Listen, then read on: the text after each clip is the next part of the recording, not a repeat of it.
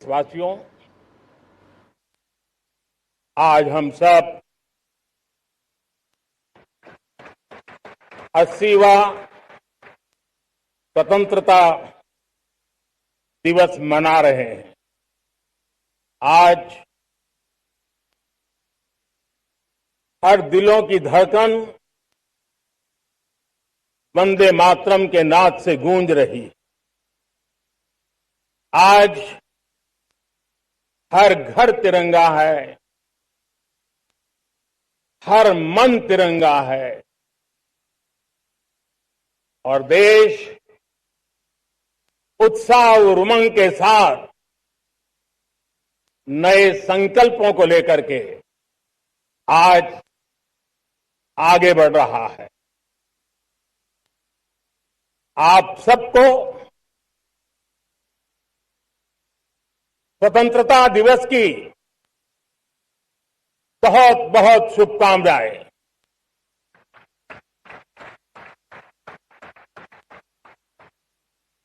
देश आज उन महान सपूतों का पुण्य स्मरण करती है जिन्होंने देश की आजादी के लिए त्याग बलिदान की पराकाष्ठा की। अपने तप, त्याग और बलिदान से आजादी के एकमात्र लक्ष्य को लेकर के अपनी पूरी जिंदगी खपा दी। पूज्य बापू समेत सभी स्वातंत्र्य सेनानियों को बलिदान की महान परंपरा जगाने वाले महान क्रांतिकारियों को आज मैं श्रद्धापूर्वक नमन करता हूं।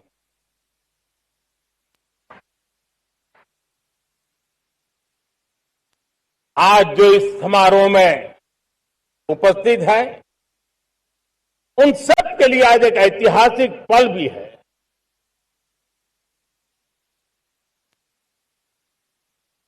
आजादी के बाद 15 अगस्त को लाल किले पर पहली बार वंदे मातरम गूंज रहा है।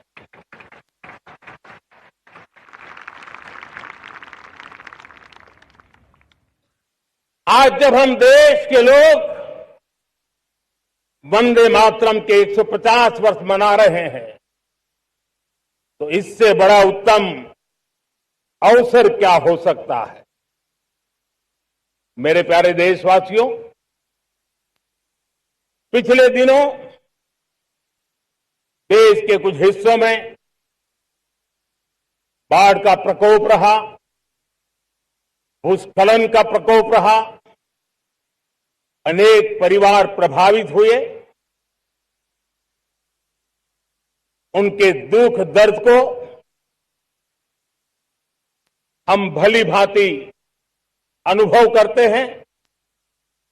पीड़ित परिवारों को मैं विश्वास दिलाता हूं कि हम और पूरा देश उनके साथ खड़े हैं। मेरे प्यारे देशवासियों, कोई भी राष्ट्र तब महान बनता है, तब अपनी सिद्धियों को प्राप्त करता है जब अपने सपनों, अपने संकल्पों और अपने सामर्थ्य के दम पर आगे बढ़ता है। मेरे देशवासियों, अब छोटे सपनों से चलने वाला नहीं है। हमें बड़े सपने, क्योंकि बड़े सपने हमारी सोच को भी विस्तार देते हैं, हमारी सोच की क्षितिज को विस्तृत करते हैं। हमारे संकल्प दृढ़ होने चाहिए, जब संकल्प दृढ़ होता है तो कठिनाइयों से, आपदाओं के बीच से रास्ते निकालने का सामर्थ्य अपने आप उभर करके आता है। और मेरे प्यारे देशवासियों, हमारे संकल्प भी ऊंचे होने चाहिए, क्योंकि जब सपने ऊंचे होते हैं, संकल्प ऊंचे होते हैं, तो हमारे सामर्थ्य की ऊंचाई भी बढ़ती है, हमारे प्रयासों की ऊंचाई भी बढ़ती है, और तब जाकर के हम सपनों को साकार कर सकते हैं। मेरे प्यारे देशवासियों, आज भारत ने भी एक बहुत बड़ा सपना देखा है, दृढ़ संकल्प के साथ देखा है, नई ऊंचाइयों को छूने के लिए देखा है। और वो सपना है, जब आजादी के 100 साल होंगे, 2047 में हम विकसित भारत बना के रहेंगे।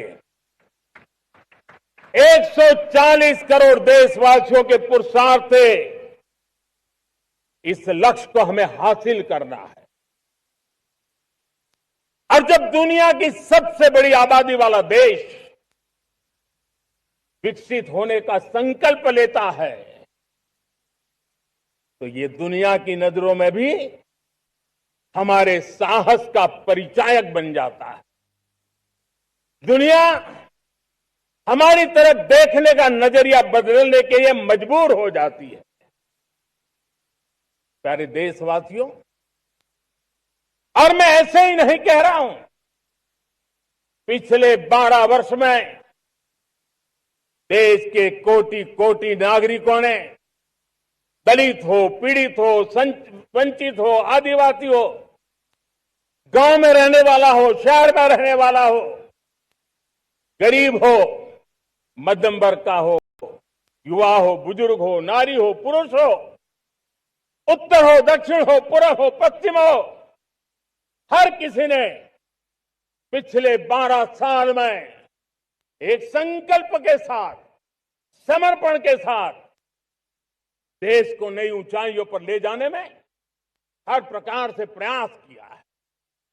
मैं उनके इस प्रयासों का आदरपूर्वक स्वीकार करता, और उसी का परिणाम है कि इतने कम समय में 25 करोड़ देशवासी गरीबी को परास्त करके गरीबी से बाहर निकले हैं। इन्हीं देशवासियों का प्रयास का परिणाम है कि हम कभी फ्रेजाइल 5 में गिरे जाते थे। 12 साल के भीतर भीतर हम एक मेजर इकोनॉमी में फास्टेस्ट ग्रोइंग इकोनॉमी बन गए हैं। साथियों, देश आजाद हुआ, बहुत सारे सपने लेकर के आजाद हुआ, लेकिन हम गति नहीं पकड़ पाए, रफ्तार नहीं पकड़ पाए। होती है, चलती है, अरे हो जाएगा, देखा जाएगा, उसी में खोए रहे। 2014 तक आते आते तो पूरे विश्व ने हमें फ्रेजाइल 5 के उस में डंप कर दिया था। ऐसे समय पिछले 12 साल में भारत ने एक नई रफ्तार पकड़ी, तेज गति से हम आगे बढ़ रहे हैं, और देशवासियों का संकल्प है कि अब 140 करोड़ देशवासियों के संकल्प को, सामर्थ्य को रोकना नामुमकिन है। प्यारे देशवासियों, पिछले 12 वर्षों में डिफेंस प्रोडक्शन करीब 4 गुना हुआ, खादी और ग्रामोद्योग का उत्पादन करीब 5 गुना हुआ, इलेक्ट्रॉनिक मैन्युफैक्चरिंग करीब 7 गुना बढ़ा, आधुनिक रेलवे कोच का निर्माण 21 गुना बढ़ा, मोबाइल फोन उत्पादन 33 गुना बढ़ा। इतना ही नहीं, आधुनिक युग को देकर के भी डिजिटल और इनोवेशन की दुनिया में भी हमने अपना परचम लहराया। इंटरनेट कंज्यूमर करीब करीब 4 गुना बढ़े। पेटेंट ग्रांट होने की संख्या 4 गुना बढ़ी। डिजिटल ट्रांजैक्शन 100 गुना बढ़े। सामान्य मानवीय की सुविधाओं की तरफ भी हमने उतना ही गंभीरता से काम किया। हर साल औसतन 15 गुना ज्यादा तेजी से हमने नल से जल कनेक्शन दिए। हर साल औसतन 6 गुनी ज्यादा रफ्तार से लोगों को गैस कनेक्शन दिए। हर साल 4 गुनी रफ्तार से गरीबों के लिए टॉयलेट बनाने का काम किया। हर साल 3 गुना ज्यादा तेजी से गरीबों को घर देने का काम किया। देश ने गवर्नेंस में भी बहुत बदलाव लाया। हजारों की संख्या में कंप्लायंसेस खत्म किए। सैकड़ों की तादाद में पुराने कानून खत्म किए। पिछली शताब्दी के कानूनों से 21वीं शताब्दी की मार्च नहीं हो सकती। हमने आधुनिक इंफ्रास्ट्रक्चर के लिए मेट्रो का विस्तार किया। हमने पब्लिक ट्रांसपोर्ट को ताकत दी।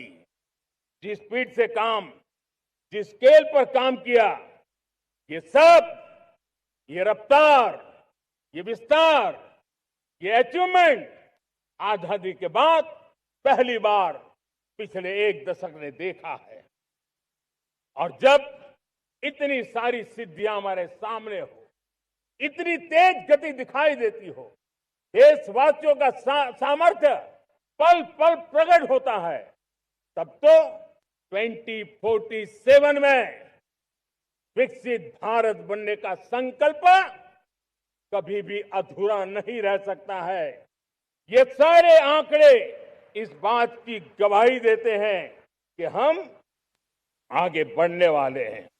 मेरे प्यारे देशवासियों, लेकिन उसके लिए आत्मविश्वास की जरूरत होती है, आत्मगौरव की जरूरत होती है, और साथ साथ आत्मनिर्भर भारत होना भी बहुत जरूरी होता है। और इसलिए बीते वर्षों में हमारा कन्विक्शन रहा है कि भारत को हमें अब दूसरे देशों पर निर्भर रह करके नहीं जीना चाहिए। हमें आत्मनिर्भर बनना चाहिए।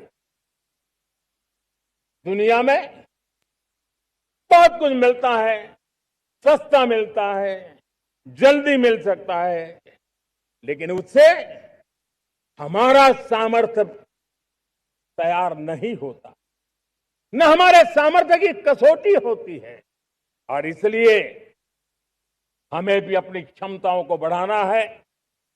अपने हितों की सुरक्षा हमें खुद को करनी है। और इसलिए आत्मनिर्भर भारत का संकल्प बहुत दृढ़ता के साथ हम लेकर के आगे बढ़ रहे हैं। मेक इन इंडिया, स्वदेशी, वोकल फॉर लोकल, इन सारे क्षेत्रों में आज हर भारतीय का मन जुड़ रहा है। मेरे प्यारे देशवासियों, मैं आपको एक उदाहरण देता हूं सेमीकंडक्टर का। देश आजाद होने के बाद विश्व में तो सेमीकंडक्टर की चर्चा हो चुकी थी, हमारे यहां भी बातें होती थी, लेकिन सेमीकंडक्टर का कोई बड़ा प्लान हम आगे नहीं बढ़ा पाए। और आज स्थिति क्या है? आज की डिजिटल दुनिया में, आज की टेक्नोलॉजी में चिप का महात्म्य हम समझते हैं। कोई भी इलेक्ट्रॉनिक गुड्स होगा, हमारे मेडिकल इक्विपमेंट होंगे, हमारे ट्रांसपोर्ट के रास्ते होंगे, हर किसी में चिप अनिवार्य है। और इस चिप के बिना दुनिया थम जाए ऐसी स्थिति पैदा हो जाए। और इसलिए भारत ने आत्मनिर्भर होने की दिशा में अपना सेमीकंडक्टर प्लांट, बड़ा सेमीकंडक्टर प्लांट, 3 सेमीकंडक्टर प्लांट शुरू हो चुके हैं और मुझे बताया गया है कि वहां जो प्रोडक्शन हो रहा है वो एक्सपोर्ट होना शुरू हो चुका है। और मैं देशवासियों को कहना चाहता हूं, आने वाले 7-8 वर्ष में और 5, 7 या 8 सेमीकंडक्टर प्लांट बहुत ही जल्द शुरू होने वाले। ये आत्मनिर्भर भारत हमें विकसित भारत की दिशा में जाने का महामार्ग देती। मेरे प्यारे देशवासियों, वैसे ही एक चर्चा क्रिटिकल मिनरल की हो रही है। पूरी टेक्नोलॉजी क्रिटिकल मिनरल पर निर्भर है। भारत इसमें भी अपने आप को सुरक्षित करने में जुटा हुआ है। क्रिटिकल मिनरल का लक्ष्य साझा किया जाए। नेशनल क्रिटिकल मिनरल ये हमने लॉन्च किया। बजट में क्रिटिकल मिनरल कॉरिडोर की हमने घोषणा की है। कई देशों के साथ एग्रीमेंट हो रहे हैं। विश्व के कई देश अब इस क्रिटिकल मिनरल के विषय में भारत के पर भरोसा करने लगे हैं। मेरे प्यारे देशवासियों, जैसे सेमीकंडक्टर की बात हो, क्रिटिकल मिनरल की बात हो, वैसे ही जिस टेक्नोलॉजी की दिशा में हम जा रहे हैं, दुनिया जा रही है, उसमें एनर्जी का महत्व और बढ़ता चला जा रहा है। अब एनर्जी के बिना भी नई दुनिया को चलाना मुश्किल है और इसलिए हमें चिप हो, एआई हो, डेटा सेंटर हो, हमें बहुत बड़ी मात्रा में बिजली की जरूरत होगी। एनर्जी सिक्योरिटी ये हमारे समय की मांग है और इसलिए हमने पहले से ही उस दिशा में एक के बाद एक मजबूत कदम उठाए हैं। एनर्जी सिक्योरिटी का एक बड़ा माध्यम है परमाणु ऊर्जा, न्यूक्लियर एनर्जी। हमने पार्लियामेंट में शांति एक्ट पास कर करके एक नए लक्ष्य तरफ जाने का रास्ता तय कर लिया है। 2047 तक हम 100 गीगावाट न्यूक्लियर पावर का लक्ष्य लेकर के चल रहे हैं।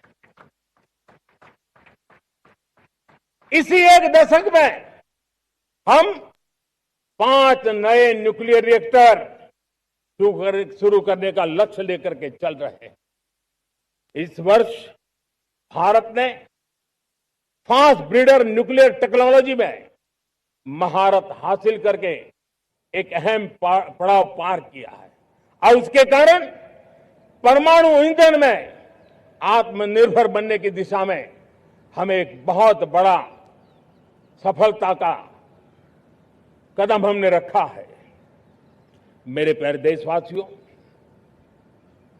कई बार संसाधनों की कमी के कारण देश रुकता नहीं है, लेकिन रुकने का कारण सोच की सीमाएं होती हैं। जब सोच बंध जाती है, सीमाओं में सड़ने लग जाती है, तब हम अपने सामर्थ्य को भी पहचान नहीं पाते हैं। देश को आज कच्चे तेल पर निर्भर रहना पड़ रहा है और हमारी गलत सोच के कारण है। आप जान के हैरान हो जाएंगे, हमने समुद्री तट पे 99% हमारा समुद्री तट का पूरा हिस्सा ऐसी सोच के कारण नो गो एरिया घोषित करके रखा था। हमने ही समंदर के अंदर जाकर के एक्सप्लोरेशन न करने का निर्णय कर लिया था। ये सोच का दारिद्र्य था। हमने फैसला किया ये नहीं चल सकता। हमने उस 99% को जो कभी नो गो एरिया हुआ करते थे, हमने उसको गो एहेड एरिया के रूप में खुला कर दिया है। और अब हम समुद्र के भीतर भी एक्सप्लोरेशन करने की और नए नए भंडार खोजने की दिशा में हम प्रवृत्त हैं, हम प्रयास कर रहे हैं। हमने पिछले वर्ष उसी दिशा में एक महत्वपूर्ण कदम रखते हुए समुद्र मंथन की घोषणा की थी और पिछले दिनों हमने 85,000 करोड़ रुपए इस काम के लिए आवंटित करके काम को गति देने का निर्णय कर लिया है। मेरे प्यारे देशवासियों, एनर्जी सिक्योरिटी, इसका मैंने कहा कि हमें ऑल्टरनेट स्रोतों की तरफ भी पूरी शक्ति लगाना बहुत जरूरी है और इसलिए ऊर्जा का सही इस्तेमाल बढ़ाते हुए भारत इसी दिशा में आज तेजी से काम कर रहा है। 2014 से पहले, मतलब आज से 12 साल पहले, हमारे देश में सिर्फ 70 शहरों में पाइप से गैस की व्यवस्था थी, पाइप से गैस डिस्ट्रीब्यूशन होता था। 12 साल में इन 70 शहरों को हमने 700 शहरों तक पहुंचा दिया है। ये होती है रफ्तार, ये होता है विस्तार। 2014 के पहले मुश्किल से 20-22 लाख घरों में पाइप से गैस पहुंचता था। आज 2.25 करोड़ घरों में पाइप से गैस पहुंचाने का काम हो रहा है। 12 वर्ष पहले देश में सोलर एनर्जी की कैपेसिटी सिर्फ 2 गीगावाट थी। 2 गीगावाट, आज 160 गीगावाट हमने प्राप्त किया है लक्ष्य। मेरे प्यारे देशवासियों, मैं एक और जानकारी देता हूं। हमने इसका लाभ देश के मध्यम वर्ग को, सामान्य परिवार को मिले, इस तरफ भी उतना ही ध्यान केंद्रित किया। हमने पीएम सूर्यघर मुफ्त बिजली योजना चालू की और आज मुझे संतोष है कि इतने कम समय में 50 लाख घरों का सोलर एनर्जी का काम हम आंकड़ा पार कर चुके हैं, तेजी से चल रहा है और उसके कारण हजारों घरों का बिजली बिल 0 हो गया है। हजारों घर अपनी बिजली का उपयोग करने से अतिरिक्त बिजली आज बेच करके कमाई कर रहे हैं। हर परिवार को हम इस काम के लिए 80,000 रुपया सरकार की तरफ से एक एक परिवार को मदद दी जा रही है, तब जाकर के हम इस काम को पूरा कर रहे हैं। मेरे प्यारे देशवासियों, आपको जानकर के हैरानी होगी, ये जो हमारी रेलवे है उसका इलेक्ट्रिफिकेशन का काम हमारे देश में 1925 में शुरू हुआ था। 1925 में इलेक्ट्रिफिकेशन का काम शुरू हुआ, लेकिन 90 साल में 1925 से लेकर के 90 साल में सिर्फ 30% रेल का इलेक्ट्रिफिकेशन हुआ था। यानी 90 साल में 30%। हमारी रफ्तार देखिए, लक्ष्य को पाने के लिए हमारी दौड़ देख लीजिए। हमने एक दशक के अंदर 100% काम पूरा कर दिया। 90 साल में 30%, 10 साल में 70%, ये होता है काम। और इसके कारण डीजल जो हमें बाहर से लाना पड़ता है उसकी बचत हुई, बिजली से हमारी ट्रेनें चली, पर्यावरण को फायदा होने लगा। मेरे प्यारे देशवासियों, हम यहां से नहीं रुके हैं, हम दुनिया के अंदर पीछे रहना नहीं चाहते। पिछले दिनों आपने खबर सुनी होगी, भारत ने ईंधन का नया क्षेत्र को भी छू लिया है। देश ने पहली हाइड्रोजन से चलने वाली ट्रेन शुरू कर दी है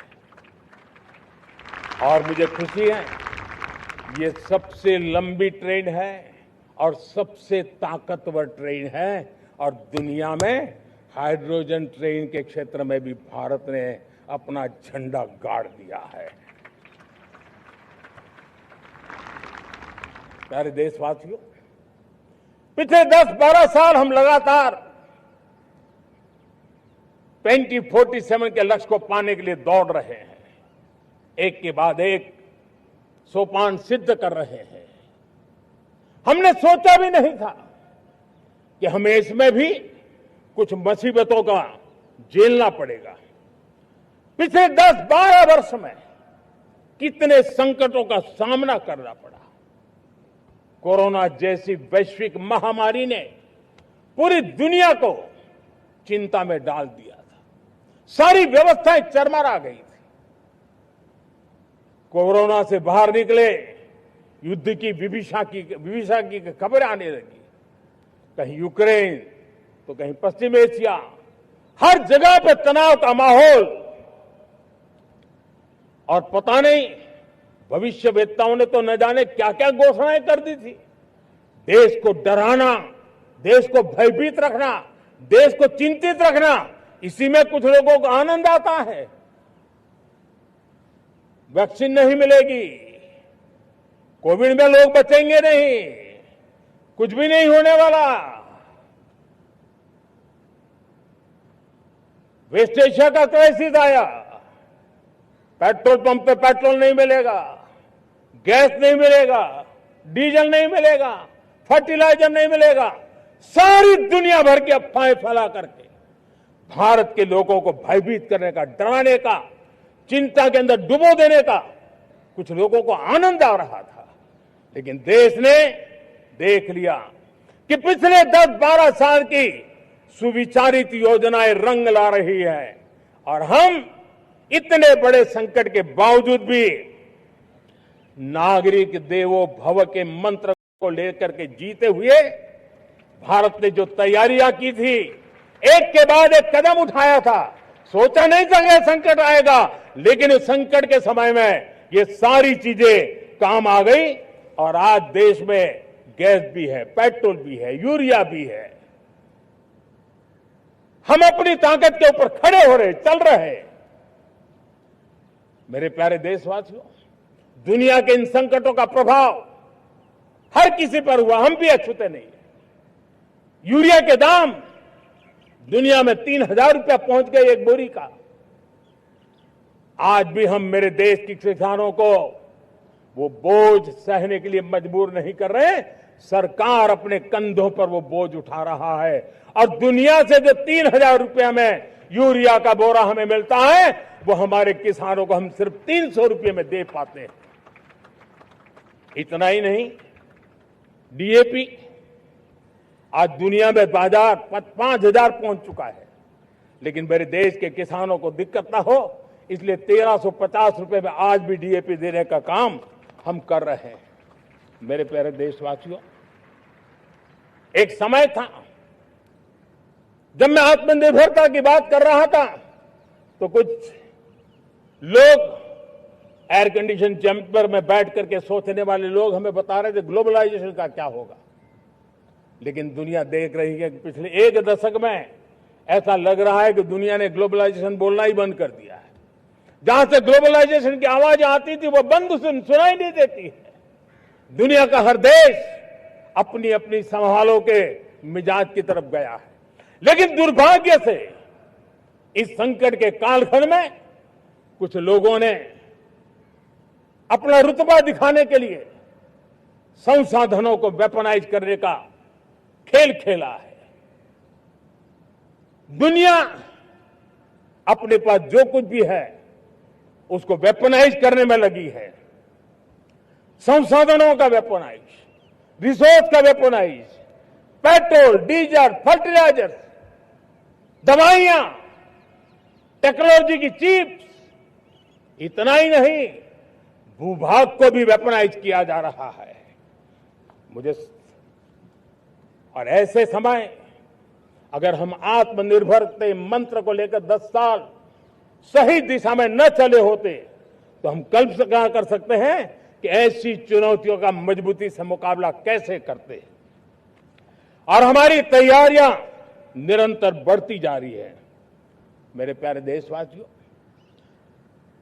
दूसरी तरफ आज भारत का प्रोफाइल पूरी तरफ बढ़ रहा है। आज भारत दुनिया के लिए एक स्वीकृत और सम्मानीय देश के रूप में बन रहा है। भारत के पास स्थिर पॉलिटिकल मैंडेट है, स्थिर सरकार है, भारत का वाइब्रेंट लोकतंत्र है, भारत का मजबूत न्याय तंत्र है और हम सबको दिशा देने वाला भारत का संविधान है। और अब दुनिया हमारे इन सामर्थ्य को पहचानने लगी है और इसलिए 2014 के बाद दुनिया करीब करीब 40 देशों के साथ हमारा FTA एग्रीमेंट हो रहा है। अब देखिए कितना बड़ा अवसर आया है। लेकिन ये जो ट्रेड एग्रीमेंट्स हुए हैं, ये एक बहुत बड़ा अवसर है और इसलिए खास करके मैं मेरे MSMEs को कहना चाहूंगा कि हमें इस मौके को छोड़ना नहीं है। दुनिया में हमें पहुंचना है। भारत के उत्पाद की हर चीज विश्व के बाजार में पहुंचे और चाहे हमारा टेक्सटाइल हो, हमारी मशीनरी हो, हमने दवाइयां हो, हमने मौका छोड़ना नहीं है। लेकिन वैश्विक जो पैरामीटर्स हैं, उस पैरामीटर को हमें पार करना होगा। हमें दुनिया से जो मिलता है उसे अच्छा देना पड़ेगा, दुनिया में जो मिलता है उसे सस्ता देना पड़ेगा। और पंजाब के लुधियाना से लेकर के तमिलनाडु के तिरुपुर तक हमारा टेक्सटाइल सेक्टर दुनिया में पहुंच सकता है। इतना ही नहीं, केरलम से लेकर के गुजरात और तमिलनाडु से लेकर के बंगाल, ये हमारा समुद्री तट, हमारे मछुआरे भाई बहन आज इस FTA के कारण हमारे श्रिप यानी झींगा, उसके एक्सपोर्ट की बहुत संभावना बनी है। हमारे सी फूड की दुनिया में पहुंच बनने की संभावना पड़ी हुई है। और इसलिए मैं चाहूंगा कि हम इस परिस्थिति का फायदा उठाते हुए, हम आगे चलते हुए, हम इन कामों को पार करने के लिए प्रयास करें। मेरे प्यारे देशवासियों, मैंने जो भूमिका आपके सामने रखी है, उसके पीछे 2047 का लक्ष्य इन मजबूत नींव पर खड़ा है।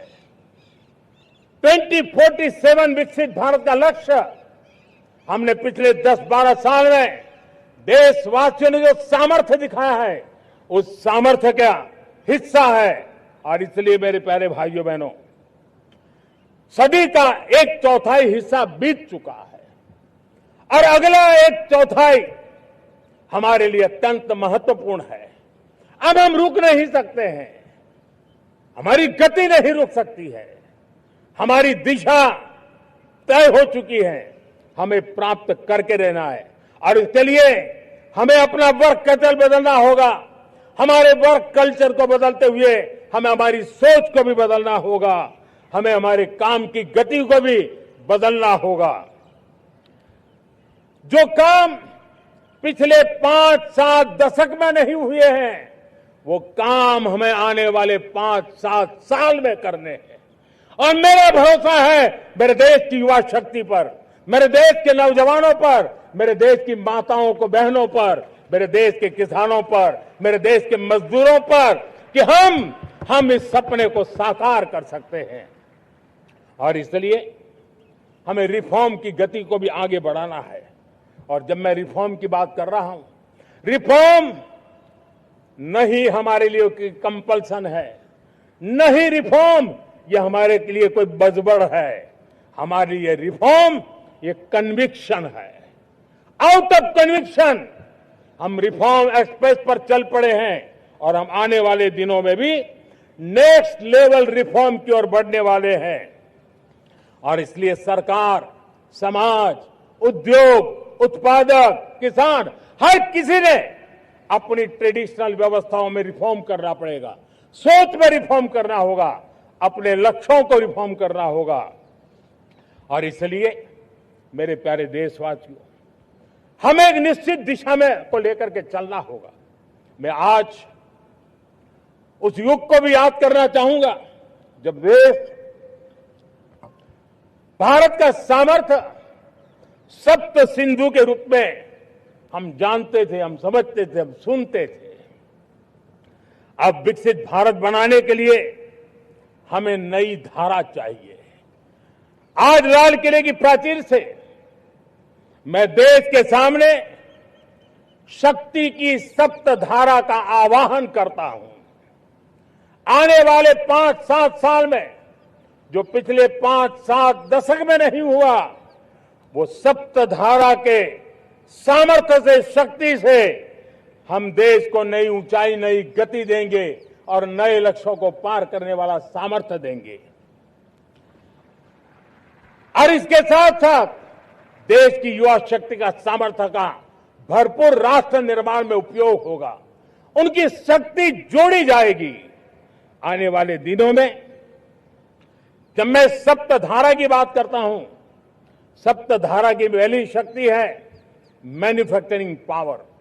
मेरे प्यारे देशवासियों, हमें मैन्युफैक्चरिंग सेक्टर को बहुत आगे बढ़ाना होगा और प्रोडक्शन बढ़ाने के साथ साथ हमें छोटे छोटे पुर्जे भी बनाने हैं और बड़े बड़े प्रोडक्ट भी बनाने हैं। पूरा वैल्यू चेन हमारा होना चाहिए और उसे लेकर के चलना। हमें कंपोनेंट भी चाहिए और हमें कंप्लीट मैन्युफैक्चरिंग भी चाहिए, कंप्लीट प्रोडक्ट भी चाहिए। डिजाइन से लेकर मैन्युफैक्चरिंग तक भारत को ग्लोबल सप्लाई चेन का भरोसामंद केंद्र बनना होगा। इसके लिए मैं 3 चीजों पर विशेष जोर देना चाहता हूं। मैन्युफैक्चरिंग के क्षेत्र में जो मेरे भाई बहन हैं, ये समय का ये अवसर है, इस अवसर को जाने मत दें। और इसके लिए हमें कॉस्ट, क्वालिटी और स्केल, इसके विषय में वैश्विक मानदंडों से खरा उतरना पड़ेगा।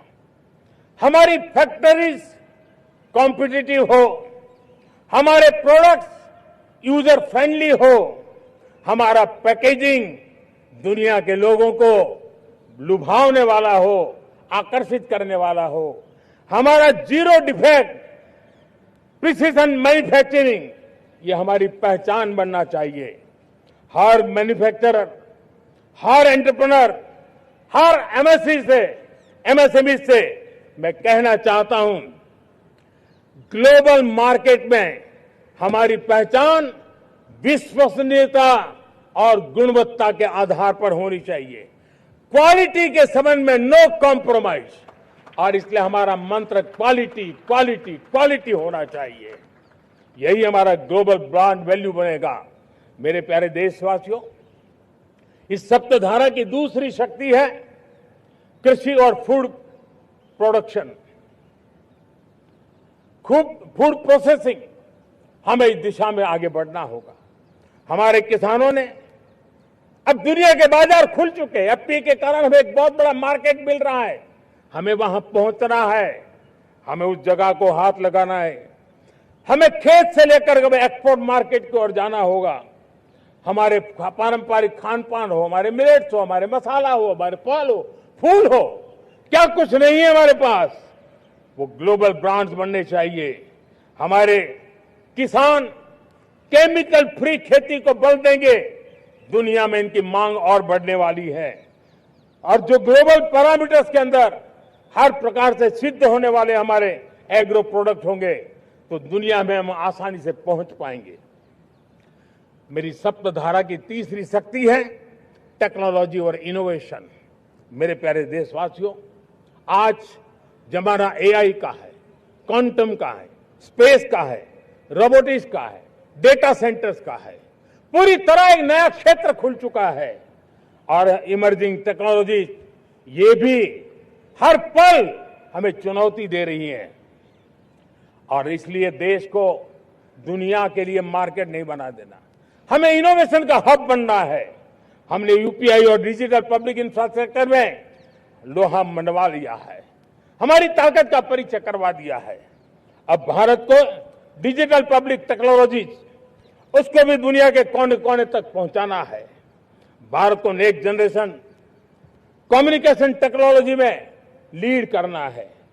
मेड इन इंडिया 6G हर कोने में पहुंचे, ये हमारा लक्ष्य होना चाहिए और हमें उसमें तेजी करनी चाहिए और इसके लिए हमारा प्रयास कम नहीं होना चाहिए।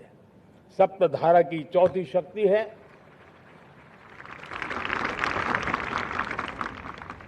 गति शक्ति। ये गति शक्ति देश के अंदर सीमलेस फास्ट कनेक्टिविटी पर हमें बल देना होगा। शहरों को हाई स्पीड रेल से हमें जोड़ना होगा।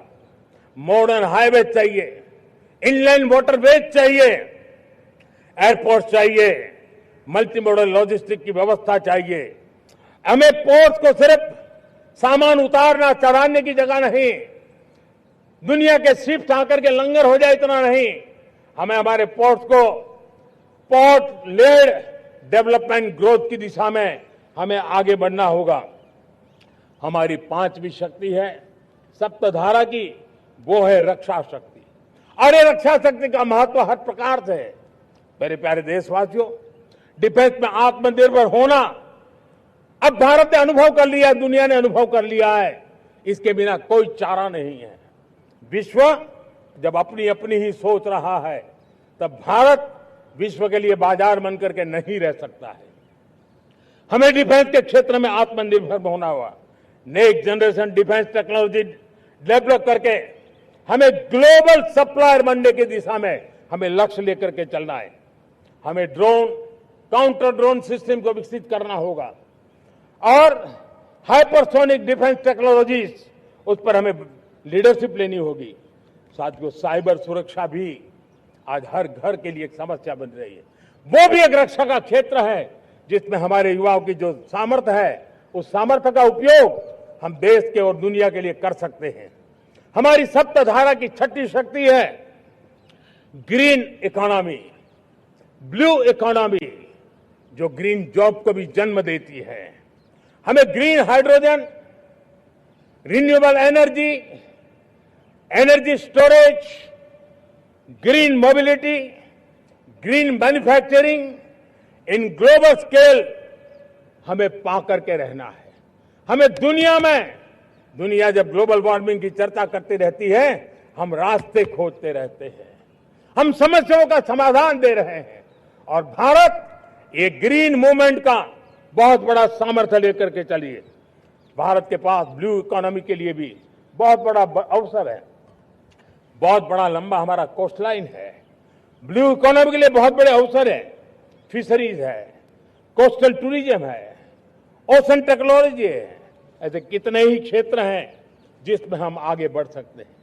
मेरे प्यारे देशवासियों, भारत सप्तधारा की जब बात करके लेकर चला है, तब हमारी सातवीं धारा है और दुनिया के लिए इसका अपना भी एक महत्व है और वो है भारत का सॉफ्ट पावर। भारत के सॉफ्ट पावर की ताकत है। आज योग ने पूरी दुनिया को भारत के साथ जोड़ के रखा हुआ है। योग दुनिया के लिए एक ऊर्जा बनता जा रहा है, भारत के लिए विश्वास का बड़ा कारण बनता जा रहा है। जिस भारत के पास आस्था के केंद्र हो, जिस भारत के पास आयुर्वेद हो, जिस प्रकार से भारत के पास होलिस्टिक हेल्थ केयर की व्यवस्था हो, हील इन इंडिया का मूवमेंट हो, हम दुनिया के अंदर हमारे सामर्थ्य को लेकर के जा सकते हैं। हैंडीक्राफ्ट हो, संस्कृति हो, हमारी फिल्में हो, हमारा क्रिएटिव वर्ल्ड हो, वीएफएक्स हो, हमारा एनिमेशन हो, हमारे गेमिंग हो, डिजिटल कंटेंट हो, क्रिएटिव वर्ल्ड के अंदर भारत अपना रुतबा दिखा सकता है। हमने उसको वैश्विक सामर्थ्य के रूप में विकसित करना होगा। आज भारत ने वेव समिट को एक बहुत बड़ी ताकत दी है। दुनिया धीरे धीरे भारत का ये जो world audio visual and entertainment summit है, उसकी राह देखता रहता है और वो भारत के सॉफ्ट पावर को, भारत के क्रिएटिव दुनिया को परिचित करेगा। मेरे प्यारे देशवासियों, भारत के पास विशाल वन्य संपदा है। हमारे पास 100 से ज्यादा नेशनल पार्क है, क्षमता बहुत है, लेकिन विदेशी टूरिस्टों को आकर्षित करने में हम कम पड़े हैं। हमें मौका है हमारे सॉफ्ट पावर के माध्यम से दुनिया के टूरिस्टों को भारत के लिए आकर्षित करने का। हमारा सामर्थ्य हमें दुनिया को दिखाना है। हम ये काम आरा से करें और हम जल्द से जल्द हम इन लोगों, आज दुनिया में स्पोर्ट्स की जो है वो भी एक बहुत बड़ा भारत के प्रति आकर्षण का केंद्र। दुनिया के स्पोर्ट्स इवेंट भारत में क्यों ना हो। कॉन्स्टेंट इकोनॉमी बहुत बढ़ रही है, देश के नौजवानों का आकर्षण है। विश्व का हर कोई कलाकार चाहता है कभी न कभी भारत की धरती पर अपना कॉन्सर्ट करे। ये एक बहुत बड़ा अवसर है, हमें इसको मोबिलाइज करने के लिए व्यवस्थाएं खड़ी करनी होगी। साथियों, सप्तधारा की इन 7 शक्तियां उद्देश्य सिर्फ एक सेक्टर में प्रगति करने का नहीं है। एक होलिस्टिक अप्रोच के साथ हमें राष्ट्र को जो लक्ष्य लेकर के हम चल रहे हैं, जो एम्बिशन लेकर के चल रहे हैं, उस स्केल को हमें पार करने की दिशा में काम करना है। मेरे प्यारे देशवासियों, कुछ चीजें मैंने बताई हैं, लेकिन मैं इससे भी आगे सोचता हूं। मैं जरा देश को झकझोरना चाहता हूं, मैं देश की शक्ति को भी झकझोरना चाहता हूं। देश यानी सिर्फ सरकार नहीं होती है, देश यानी हर नागरिक जुड़ता है।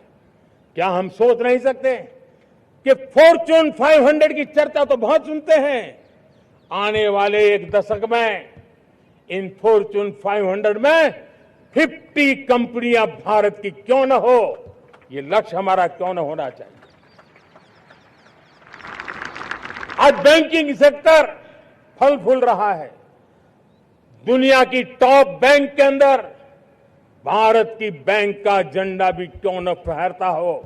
भारत की बैंक भी टॉप बैंक 5 बैंक में भारत की भी एक बैंक होनी चाहिए। भारत की फार्मा की दिशा में हमने बहुत काम किया है, लेकिन समय की मांग है कि दुनिया की 5 बड़ी फार्मा कंपनियों में भारत की भी 1-2 फार्मा कंपनियों का नाम गूंजना चाहिए। भारत उसमें अपना स्थान बनाना चाहिए। लॉ फर्म्स होते हैं, रेटिंग एजेंसी होती है। क्या समय की मांग नहीं है कि ग्लोबल लीडरशिप अब हमारे हाथ में होनी चाहिए। टैलेंट है, सामर्थ्य है, हमारा लंबा इतिहास भी है, भाषाओं पर हमारा प्रभुत्व है, हमें विश्व में पहुंचना चाहिए। हमारी कोई कंसल्टिंग फर्म, अकाउंटिंग फर्म दुनिया के टॉप फर्म्स के अंदर क्यों नहीं होनी चाहिए। भारत की टेक्नोलॉजी कंपनियां दुनिया के अंदर सिरमौर हो, यह हमारा लक्ष्य होना चाहिए। हमारे ऐसे ब्रांड हो जिससे दुनिया आकर्षित होती हो, हमारे ब्रांड हमारे देश की पहचान हो और विश्व के लिए एक डेस्टिनेशन बन जाए, उस दिशा में हमें काम करना है। और इसके लिए मैं राज्य सरकारों को कहना चाहता हूं, मैं स्थानिक स्वराज की संस्थाओं को कहना चाहता हूं, भारत सरकार का भी यह दायित्व है कि हमें हमारे रिफॉर्म की गति बढ़ानी होगी। हमें 2047 के लक्ष्य के अनुरूप हमारी व्यवस्थाओं को विकसित करना होगा। हमें बीते हुए काल के नीति नियमों से नहीं चल सकते, हमें आने वाले सपनों के हिसाब से नीति नियमों को गढ़ना होगा। और इसको अगर हम गढ़ेंगे तो मुझे पूरा विश्वास है और मैं देशवासियों को भरोसा देता हूं, इसी रास्ते मेहनत में कोई कमी न करते हुए हम विकसित भारत का सपना पार करके रहेंगे। हमें सबको मिलकर के चलना है, केंद्र सरकार हो, राज्य सरकार हो, इंडस्ट्री हो, हम सब ने मिलकर के आगे बढ़ना है। हमें रिफॉर्म्स करते रहना है, रिफॉर्म्स को आगे बढ़ाते रहना है। और मैंने पहले भी कहा था, हम रिफॉर्म कंपल्सन से नहीं, कन्विक्शन से कर रहे हैं, लक्ष्य को प्राप्त करने के लिए कर रहे हैं। मेरे प्यारे देशवासियों, जब मैं विकसित भारत की बात कर रहा हूं, देश को तेज गति से आगे बढ़ाने की बात कर रहा हूं, उसका सबसे बड़ा लाभार्थी कौन है? इन सारे प्रयासों का सबसे बड़ा साधक कौन है? अगर साधक है तो मेरे देश का युवा है, मेरे देश की युवा शक्ति है। विकसित भारत की यात्रा में युवाओं की बहुत बड़ी भूमिका है। इतना ही नहीं, विकसित भारत का सबसे बड़ा लाभार्थी भी मेरे देश का युवा है। और इसलिए हमें विकसित भारत के लक्ष्य को युवाओं के साथ जोड़ करके आगे बढ़ाना है। युवाओं हमारी सर्वोच्च प्राथमिकता के साथ हमें आगे बढ़ना है। साथियों, पिछले 10-12 साल में उस दिशा में बहुत कुछ हुआ है। स्टार्टअप इंडिया अभियान, आज पूरे देश में 2.5 लाख से ज्यादा रजिस्टर्ड स्टार्टअप बन गए। देश के नौजवान खुद तो काम कर रहे हैं, अनेकों को रोजगार दे रहे हैं। 1 लाख करोड़ रुपया इनोवेशन फंड भारत सरकार ने घोषित किया है। मैं देश को, नौजवानों को कहना चाहता हूं, आप अपने सपनों को लेकर के आइए, संसाधनों की कमी नहीं रहने देंगे। 1 लाख करोड़ रुपया आपके दिल दिमाग को सामर्थ्य देने का एक व्यवस्था हमने कर दी है। रिसर्च के नए अवसर मिले, डिजिटल इंडिया के नए सस्ते डेटा, ये युवाओं को सशक्त किया। दुनिया में सस्ता डेटा कहीं है तो भारत की धरती पर है, और देश के नौजवानों को नई ताकत दी है। स्किल इंडिया हमने नेशनल प्रोग्राम बनाया है। स्पेस सेक्टर को हमने ओपन कर दिया। नेशनल ड्रोन पॉलिसी हमने बनाई है। खेलो इंडिया पॉलिसी बनाई है। 35 वर्षों तक एजुकेशन पॉलिसी नहीं थी, नई एजुकेशन पॉलिसी लेकर के आए हैं, और इसका फायदा मिडिल क्लास के परिवारों को हुआ है। साथियों, 2004 से 14 आंकड़े मुझे देना चाहिए आपको। 2004 से 14 हमारे देश में 350 से भी कम यूनिवर्सिटी थी, और आज 10-12 साल के भीतर भीतर करीब 650 नई यूनिवर्सिटी जुड़ चुकी हैं। करीब 1000 का आंकड़ा हम पहुंच रहे हैं। 2014 के पहले मेडिकल की सिर्फ 400 सीटें हुआ करती थी, आज करीब 850 सीटें मेडिकल की हो रही है। इतना ही नहीं, अब विदेशी यूनिवर्सिटी भी भारत की धरती पर आ रही है। भारत के अंदर विदेशी यूनिवर्सिटी की डिग्री मेरे नौजवान को मिले, इसका प्रबंध भी हो चुका है।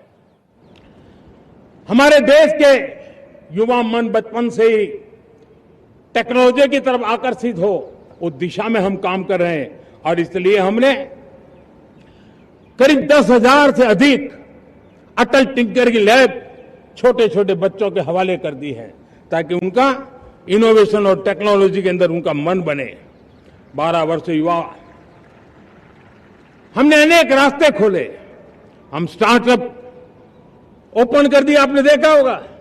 भारत के प्राइवेट स्टार्टअप 28 साल की एवरेज उम्र के बच्चों ने, नौजवानों ने दुनिया में पहले ही ट्रायल में अपना सैटेलाइट लॉन्च कर दिया और रॉकेट लॉन्च कर दिया। उन्होंने बहुत बड़ा काम कर दिया है साथियों।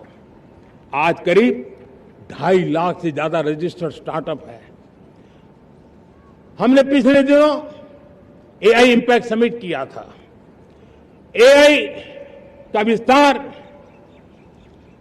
बहुत तेजी से बढ़ रहा है। लाल किले से मैं देश के नौजवानों के लिए घोषणा करना चाहता हूं। हमने तय किया है कि आने वाले 1 वर्ष में 1 करोड़ युवाओं को एआई स्किल के लिए ट्रेनिंग देने का हम काम करेंगे, ताकि हमारा देश का नौजवान एआई की दुनिया में भी नेतृत्व करने का सामर्थ्य। मेरे साथियों, बायो इकोनॉमी एक नया क्षेत्र है। एक समय था 2014 के पहले सिर्फ 60,000 करोड़ रुपए का बायो इकोनॉमी का काम होता था।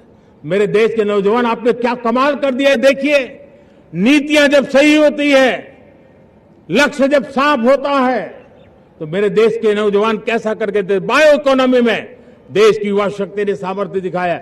2014 के पहले जो 60,000 करोड़ का कारोबार था, आज वो कारोबार बायो इकोनॉमी 20 लाख करोड़ पहुंच चुकी है। दोस्तों,